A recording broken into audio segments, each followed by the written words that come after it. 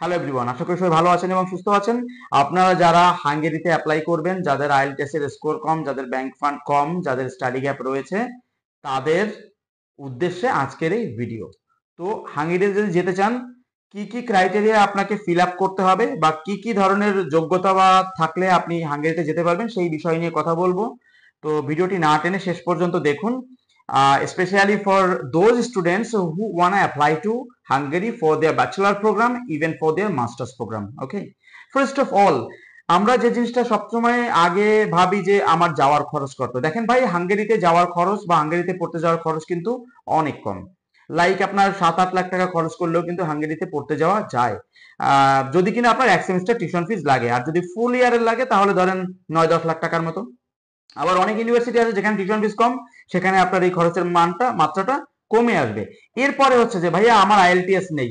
হ্যাঁ ভাই, without IELTS এ কিন্তু হাঙ্গেরিতে অ্যাপ্লাই করা যায়, বাট যদি আপনার আইএলটিএস থাকে তাহলে আপনার ভিসা পেতে সুবিধা হবে। এরপরে হচ্ছে যে ভাইয়া আমার ব্যাংক ফান্ড খুবই কম, অর্থাৎ 12-13 লাখ টাকা রয়েছে।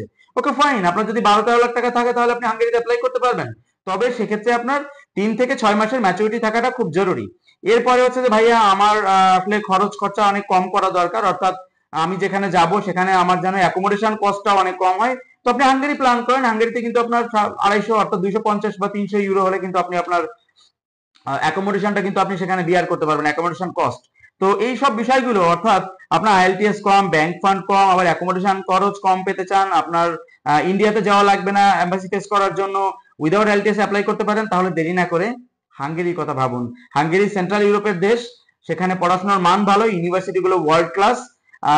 তো যারা হাঙ্গেরির কথা ভাবছেন বা ইউরোপের কথা ভাবছেন, দেরি না করে এখনই আমাদের সাথে যোগাযোগ করুন। আশা করি সার্বিক সহযোগিতা করতে পারবো। আর যদি কোনো প্রশ্ন থাকে হাঙ্গেরি রিলেটেড বা এডুকেশন রিলেটেড বা ইউনিভার্সিটি রিলেটেড, অবশ্যই আমাদের সাথে যোগাযোগ করতে পারেন।